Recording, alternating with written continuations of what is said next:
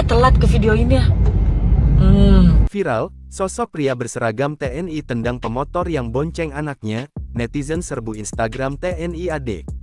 Beredar sebuah video oknum anggota TNI menendang pemotor seorang ibu bonceng anak di Jatiwarna Pondok Gede Bekasi, Senin, tanggal 24 April tahun 2023. Dalam video tersebut disebutkan oknum TNI mengendarai motor berplat A6536JZ disebut menendang pemotor tidak hanya sekali.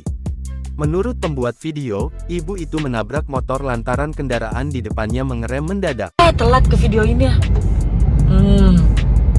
Lihat kelakuan ini.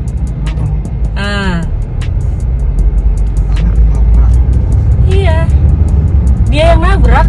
Plat nomor AA berakhiran Z diduga berasal dari wilayah Wonosobo, Jawa Tengah. Belum diketahui kesatuan oknum TNI tersebut berasal. Namun, hingga kini netizen tampak menyerbu kolom komentar Instagram TNI AD. Telat ke videoinnya. Lihat kelakuan ini.